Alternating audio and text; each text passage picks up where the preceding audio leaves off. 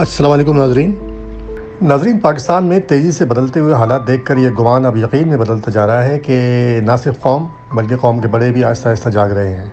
کیا میڈیا، کیا دانشور اور کیا ہی سیاستداں، سبھی 75 سالہ دلدل سے اب نکلنا چاہتے ہیں۔ تو ناظرین، اسی حوالے سے پی ٹی آئی کی نیشنل اسمبلی کی نو منتخب ممبر شندانہ گلزار خان کا دل ہلا دینے والا بیان سننے سے تعلق رکھتا ہے۔ میں مفاد عامہ کے خاطر حیدر مہدی صاحب سے بلا پیشگی اجازت اس انٹرویو کا ایک اہم حصہ اپنے پلیٹ فارم پر شیئر کر رہا ہوں کہ جس سے ہماری قومی اسمبلی میں بیٹھے جاگیرداروں اور سرمایہ داروں کی ذہنیت کا اندازہ آپ بخوبی لگا سکیں گے۔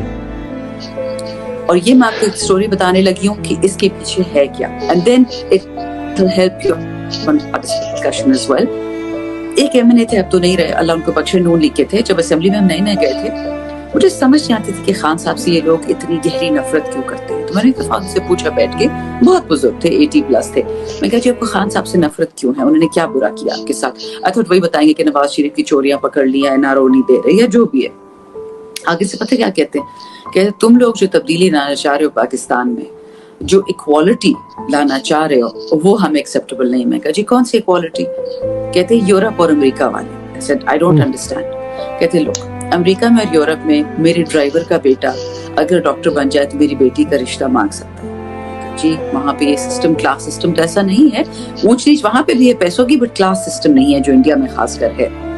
کہتے یہی مسئلہ ہے، تمہیں سمجھ نہیں آتی۔ اب یہ بات سنیں کہ تمہیں سمجھ نہیں آتی کہ اللہ نے کچھ لوگوں کو کمین بنایا ہے، اللہ نے، مجھے لفظ نہیں پتا تھا، اور کچھ لوگوں کو میری طرح چودھری بنایا۔